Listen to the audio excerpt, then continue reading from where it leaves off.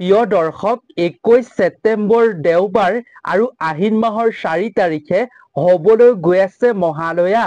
মহালয়াৰ দিনটোতে আছে অমাৱস্যা তিথি আৰু এই দিনটোতে আছে সূৰ্য গ্ৰহণ। গতিকে প্ৰিয় দৰ্শক, আপুনি যদি এই মহালয়া অমাৱস্যা আৰু সূৰ্য গ্ৰহণৰ যদি আপুনি শুভ ফল পাব বিচাৰে আৰু আপোনাৰ ওপৰত যদি অশুভ প্ৰভাৱ পৰাটো নিবিচাৰে আৰু দেৱীৰ কৃপা দৃষ্টি যদি আপুনি লাভ কৰিব বিচাৰে, তেন্তে আপোনাৰ ঘৰলৈ আপুনি য'তেই দেখা পায় লৈ আনক এই তিনিপদ বস্তু। এই তিনিপদ বস্তুৱে আপোনাক চমৎকাৰীভাৱে পৰিৱৰ্তন কৰি তুলিব আপোনাৰ ঘৰখন। আৰ্থিক দিশৰ পৰা আপুনি বিভিন্ন সমস্যা দূৰ কৰিব পাৰিব। এই বস্তু তিনিপদ আপোনাৰ ঘৰলৈ আপুনি য'তেই দেখা পায় লৈ অনাৰ ফলত। নমস্কাৰ প্ৰিয় দৰ্শক, পুনৰ এবাৰ আপোনালোক সকলোকে আমাৰ এই চেনেলটোৰ এটা খুবেই গুৰুত্বপূৰ্ণ ভিডিঅ'ৰ মাজলৈ আন্তৰিক সকলোকে স্বাগতম জনাইছো। প্ৰিয় দৰ্শক, সমাগত মহালয়া অমাৱস্যা। গতিকে প্ৰিয় দৰ্শক, আপুনি যদি কৰবালৈ গৈ থকাৰ অৱস্থাতে আপুনি এই বস্তু তিনিপদ দেখা পায়, তেন্তে আপুনি এৰি থৈ নাহিব। লগতে লৈ আনি আপোনাৰ ঘৰৰ এই স্থানত আপুনি ৰাখক। ইয়াৰ ফলত আপুনি ধনৱান হ'ব পাৰিব। অপশক্তিৰ ভয়ৰ পৰা আপুনি মুক্ত হ'ব পাৰিব। লগতে দেৱী দুৰ্গাৰ আশীষ লাভ কৰি ভিন্ন আপুনি কুপ্ৰভাৱৰ পৰা ৰক্ষা পাব পাৰিব। ঘৰখন ৰক্ষা হ'ব বহু বিপদৰ পৰা। সেইবাবেই আপুনি যেনে তেনে আনিবলৈ চেষ্টা কৰিব মাত্ৰ তিনিপদ বস্তু। আপুনি এই তিনিপদ বস্তু অতি সহজতেই পাব। হয়তো আপোনাৰ ঘৰতো থাকিব পাৰে, আপোনাৰ ঘৰৰ ওচৰে পাছৰে বাৰীত আপোনাৰ থাকিব পাৰে এই তিনিপদ বস্তু। সেইবাবেই আপুনি কোন তিনিপদ বস্তু ঘৰলৈ আনিব লাগিব, আপুনি আনি সেই তিনিপদ বস্তু কোন ঠাইত ৰাখিব লাগিব ঘৰৰ, আপুনি জানি লোৱাটো জৰুৰী। আৰু এই তিনিপদ বস্তু আনিলে আপোনাৰ জীৱনত, আপোনাৰ ঘৰখনত কিদৰে পৰিৱৰ্তন হ'ব তাৰ বিষয়েও জানি লোৱাটো জৰুৰী। সেইবাবেই আপুনি যদি মা দুৰ্গাৰ কৃপা লাভ কৰিব বিচাৰে মহালয়া অমাৱস্যাৰ এই পবিত্ৰ তিথিৰ দিনটোত, তেন্তে আপুনি আজিৰ ভিডিঅ'টো যদি চাবলৈ আৰম্ভ কৰিছে, তেন্তে এই কথাখিনি আপুনি আধৰুৱা কৰি কেতিয়াও ভুল নকৰিব। যদি ভিডিঅ'টো আধৰুৱা কৰি দিয়ে, তেতিয়াহ'লে আপুনি বহুখিনি নজনা কথা নজনাকৈয়ে থাকি যাব। সেইবাবেই কথাখিনি শেষলৈকে চাই থাকিব। গতিকে প্ৰিয় দৰ্শক, ভিডিঅ'টোৰ মূল বিষয়বস্তুৰ মাজলৈ আগবঢ়াৰ পূৰ্বে কমেণ্টত আপুনি মা দেৱী দুৰ্গাৰ নাম ভক্তি মনেৰে লিখিব আৰু ভিডিঅ'টোত এটা লাইক কৰিব বুলি আশা কৰিলো। লগতে জ্যোতিষ শাস্ত্ৰৰ লগত জড়িত শাস্ত্ৰ সম্বন্ধীয় যদি আপুনি বিভিন্ন নজনা কথা জানিব বিচাৰে, বিভিন্ন আপুনি শাস্ত্ৰ সম্বন্ধীয় প্ৰতিকাৰসমূহ জানিব বিচাৰে, তেন্তে এই চেনেলটো আপুনি অৱশ্যেই ছাবস্ক্ৰাইব কৰি ৰাখিব। তেন্তে প্ৰিয় দৰ্শক, আহক আমি আজিৰ ভিডিঅ'টোৰ মূল বিষয়বস্তুৰ মাজলৈ আগবাঢ়ো। প্ৰিয় দৰ্শক, মহালয়াৰ তাৎপৰ্য হৈছে মহা মানে পৰম আৰু লয় মানে বিলীন হোৱা। আন এটা দাৰ্শনিক মত অনুসৰি লয় মানে হৈছে তৰংগ, অৰ্থাৎ যাৰ পৰা আকৰ্ষিত বিকৰ্ষিত শক্তিৰ সৃষ্টি হয়। তাৎপৰ্যটো হ'ল যে যি পৰম তত্ত্বৰ পৰা সকলো তত্ত্ব জন্ম হয় আৰু য'ত সকলো বিলীন হৈ যায়, সেয়াই হৈছে মহালয়া। হয়তো সেইবাবেই কোৱা হয় যে মহালয়াত মৃত্যুবৰণ কৰা লোকসকলে এই দিনটোত পৰম গতি লাভ কৰিবলৈ সক্ষম হয়। সেই মৃত ব্যক্তিৰ শ্ৰদ্ধা নকৰিলেও আপুনি শ্ৰদ্ধাৰ ফলভাগী হয়। সেইবাবেই মহালয়াৰ দিনা আপুনি ৰাতিপুৱা অৰ্থাৎ পুৱা আপুনি মৃত আত্মাৰ সদ্গতিৰ উদ্দেশ্যে আপুনি পিণ্ডদান তথা অস্থি বিসৰ্জন দিব পাৰে। তেনে কৰিলে মৃত ব্যক্তিজনৰ আত্মাৰ সদ্গতি হয় বুলি কোৱা হৈছে শাস্ত্ৰত। প্ৰিয় দৰ্শক, এই মহালয়াৰ দিনটোৰ পৰা পিতৃপক্ষ শেষ হৈ দেৱীৰ পক্ষ আৰম্ভ হয়। মহালয়াৰ এই দিনটোৰ পৰা শাৰদীয় দিনটোলৈকে দেৱীৰ আগমন হয় ধাৰালৈ। হিন্দু ধৰ্মৰ বিশ্বাস অনুসৰি এই মহালয়াৰ দিনটোতে ব্ৰহ্মা বিষ্ণু মহেশ্বৰে অৰ্থাৎ ত্ৰিদেৱে অসুৰ মহিষাসুৰক বধ কৰিবৰ বাবে দেৱীক সৃষ্টি কৰিছিল।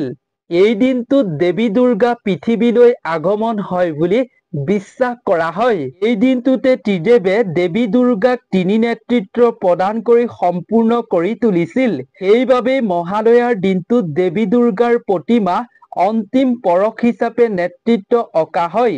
লগতে ধাৰালৈ আগমন হোৱা বুলি পূজা কৰা হয়। ব্ৰহ্মা বিষ্ণু মহেশ্বৰ এই তিনি দেৱতাৰ বাবেই মা দুৰ্গাক ত্ৰিনয়নী দুৰ্গা বুলিও কোৱা হয়। এই তিনি চকুৰে আছে তিনি ভিন্ন মহত্ব।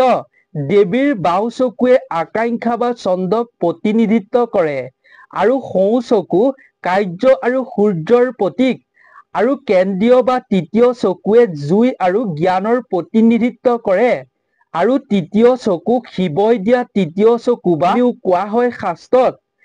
প্ৰিয় দৰ্শক, মান্যতা অনুসৰি এই দিনটোতে দেৱী দুৰ্গাই নিজৰ সন্তান লক্ষ্মী দেৱী, গণেশ, কাৰ্তিক আৰু সৰস্বতীক লগত লৈ নাও, ঘোঁৰা আৰু হাতীত কৈলাশৰ পৰা নিজৰ পিতৃগৃহলৈ যায় বুলি কোৱা হয়। অৰ্থাৎ এই 10 দিনৰ ভিতৰতে পৃথিৱীৰ পৰা ৰাক্ষসক ধ্বংস কৰি বধ কৰি তেওঁ ভক্তসকলক আশীৰ্বাদ প্ৰদান কৰে বুলি কোৱা হৈছে। গতিকে এনে এটা পবিত্ৰ তিথিৰ দিনটোত যদি আপুনি এই তিনিপদ বস্তু ঘৰলৈ লৈ আনে, তেতিয়াহ'লে আপুনি এই তিনিপদ বস্তু অনাৰ লগে লগে দেৱী দুৰ্গা প্ৰসন্ন হ'ব আৰু আপোনাক দুহাতেৰে কৃপা বৰষিব। সেইবাবেই আপুনি অনাটো জৰুৰী। আপুনি আনিব পাৰে মহালয়াৰ আগতো আনিব পাৰে, মহালয়াৰ দিনটোতো আনিব পাৰে আৰু আপুনি মহালয়াৰ পৰা 10 দিনৰ ভিতৰত আপুনি আনিব পাৰিব এই তিনিপদ বস্তু। তেন্তে আহক আমি সেই তিনিপদ বস্তুনো কি হয় তাৰ বিষয়ে সুন্দৰভাৱে জানি লওঁ। তাৰ আগতে যদি আপুনি ইমানলৈকে মা দেৱী দুৰ্গাৰ নাম কমেণ্টত লিখা নাই, তেন্তে আপুনি ভক্তি মনেৰে মা দুৰ্গাৰ নাম কমেণ্টত লিখিব। প্ৰিয় দৰ্শক, এই দিনটোত মহালয়াৰ লগতে অমাৱস্যা আছে আৰু সূৰ্যগ্ৰহণ আছে।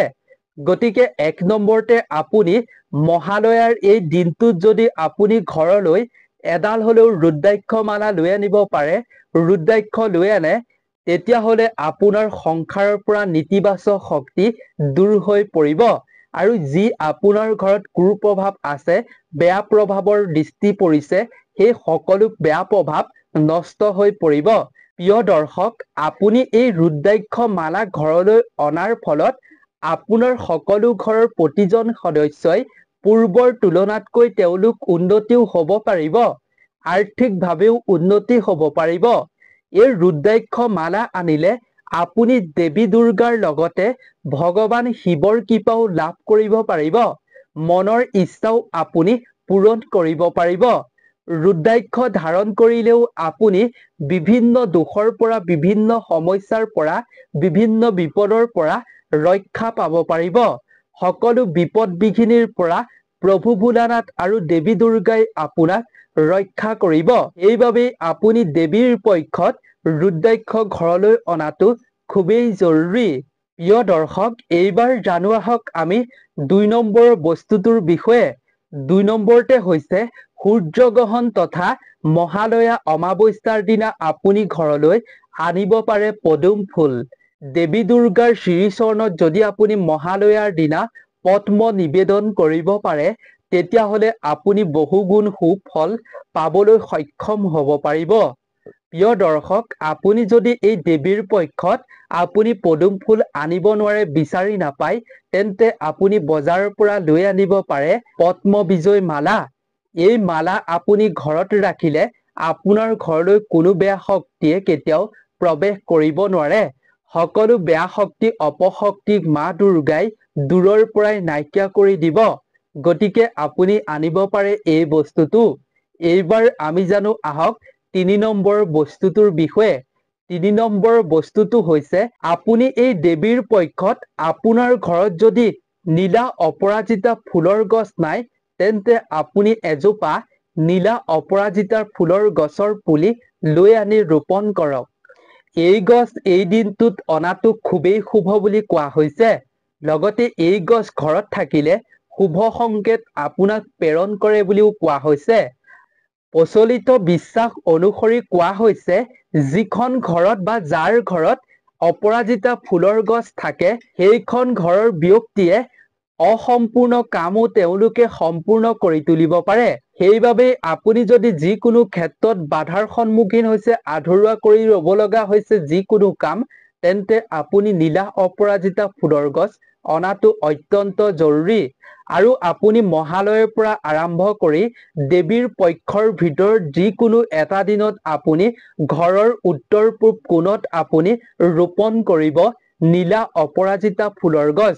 প্ৰিয় দৰ্শক, এই নীলা অপৰাজিতা ফুলৰ গছ আপুনি ক'ত ৰোপণ কৰিব লাগিব, কোনটো দিশত, আপুনি নিশ্চয় জানিব পাৰিলে। মহালয়াৰ পৰা আৰম্ভ কৰি দেৱীৰ পক্ষৰ যিকোনো এটা দিনত আপোনাৰ ঘৰৰ উত্তৰ পূব কোণত আপুনি ৰোপণ কৰিব।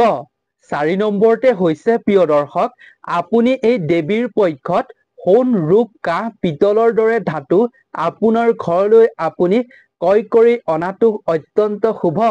পৰাপক্ষত আপুনি এইটো বস্তু আনিবলৈ চেষ্টা কৰিব। লগতে আপুনি মহালয়াৰ তিথিৰ দিনটোত পশু পক্ষীক আপুনি খাদ্য খুৱাওক, জল দান কৰক। আৰু আপোনাৰ ঘৰৰ ওচৰে পাছৰে যদি কাউৰী আহে তেন্তে আপুনি খেদি নপঠাব, কিবা এটা বস্তু খাবলৈ দিব। আপুনি মহালয়া অমাৱস্যাৰ দিনা যদি কাউৰীক যিকোনো বস্তু খুৱায়, ইয়াৰ ফলত শনি মহাৰাজো প্ৰসন্ন হ'ব বুলি কোৱা হৈছে শাস্ত্ৰত। লগতে আপুনি এই দেৱীৰ পক্ষত পৰাপক্ষত গছ-গছনি কটাৰ পৰা বিৰত থাকিব। লগতে প্ৰিয় দৰ্শক, এই মহালয়াৰ দিনটোৰ পৰা যিহেতু দেৱীৰ পক্ষ আৰম্ভ হ'ব, গতিকে আপুনি এই দেৱীৰ পক্ষত পাৰিলে সন্ধিয়া ঘৰৰ উত্তৰ পূব কোণত আপুনি প্ৰদীপ প্ৰজ্বলন কৰক। ইয়াৰ দ্বাৰা আপোনাৰ ঘৰলৈ সুখ সমৃদ্ধি আহিব। পৰিয়ালৰ মাজত ইয়াৰ ফলত বিবাদ দূৰ হ'ব, সমস্যা দূৰ হ'ব। গতিকে এই কাম আপুনি অৱশ্যেই কৰিব। গতিকে প্ৰিয় দৰ্শক, আজিৰ ভিডিঅ'টো ইমানেই আছিল। আশা কৰোঁ ভিডিঅ'টো চাই নিশ্চয় ভাল পালে। যদি ভিডিঅ'টো চাই ভাল পালে তেন্তে আপোনাৰ বন্ধুবৰ্গ, আত্মীয় স্বজনৰ লগতো যিমান পাৰে শ্বেয়াৰ কৰক, যাতে তেওঁলোকেও এই 4টা বস্তু যেনে তেনে ঘৰলৈ এপদ হ'লেও আনিব পাৰে। গতিকে প্ৰিয় দৰ্শক, আজিৰ ভিডিঅ'টোৰ পৰা আমি বিদায় লৈছোঁ। আপোনালোক সকলো ভালে থাকক, সুস্থ থাকক।